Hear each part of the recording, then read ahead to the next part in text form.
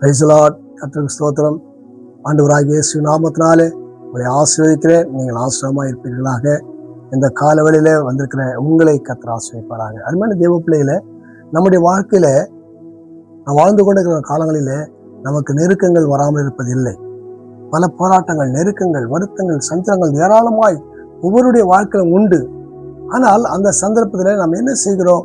நம்முடைய நெருக்கத்துல ஏதாகிலும் உதவி செய்வர்களை தேடி நாம் ஓடிக்கொண்டிருக்கிறோம். அவர்கள் உதவி செய்வார்கள், நம்முடைய நெருக்கம் தீர்ந்துவிடும் நினைத்துக் கொண்டிருக்கிறோம். இவர்கள் நமக்கு ஒத்தாசைப்படால் நினைத்துக் கொண்டிருக்கிறோம். தேவ பிள்ளையை அபத்தமான ஒரு செயல். ஆனால் சங்கீதக்காரன் தன்னுடைய வாழ்க்கையில நெருக்கம் வந்த போது என்ன செய்தார் என்பதை குறித்து 18ஆம் சங்கீதத்தினுடைய 6ஆம் வசனம் சொல்கிறார் பாருங்க.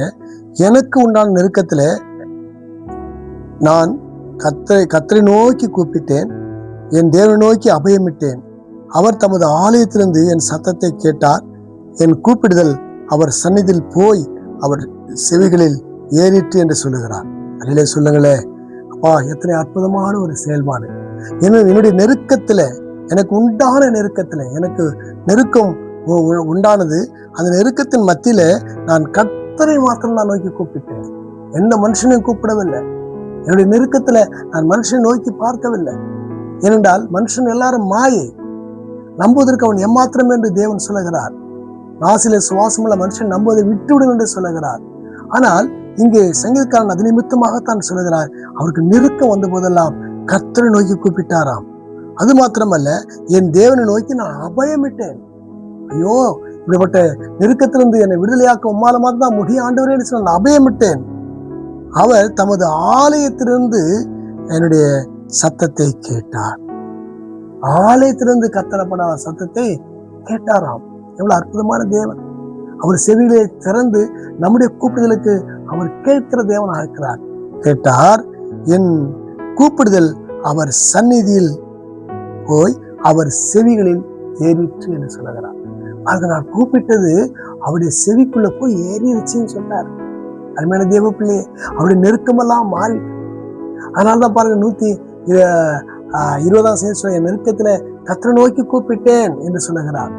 அருமையான தேவ பிள்ளையில, தேவ சமூகத்துல நமக்கு நெருக்கம் வரும்போதெல்லாம் கர்த்தரை நோக்கி நாம் கூப்பிட வேண்டும்.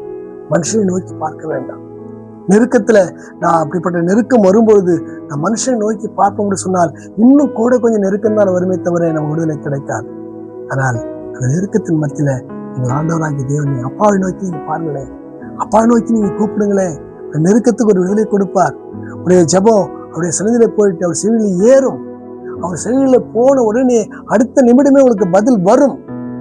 அதனால அது நீங்க அது தைரியமாய் பிடித்து கொண்டவளா, அந்த வார்த்தையை பிடித்து கொண்டவளாக நீங்கள் ஒப்பு கொடுங்க. கர்த்தர் நிச்சயமா நெருக்கத்தை விடுதலை கொடுக்க வல்லவராகிறார். நாம் ஜெபிப்போம். பரலோக பிதாவே, இயேசு நாமத்தில் வருகிற கர்த்தாவே, இந்த மகிமையான கலவலைக்காய் ஸ்தோத்திரம்.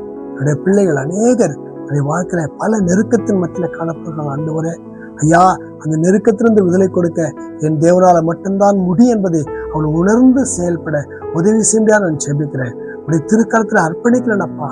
தேவ ஆவியால் தாமே இந்த பிள்ளைகளுக்கு ஒத்தாசை பண்ணி வழிநடத்த முடிக்க நான் ஜெபிக்கிறேன்.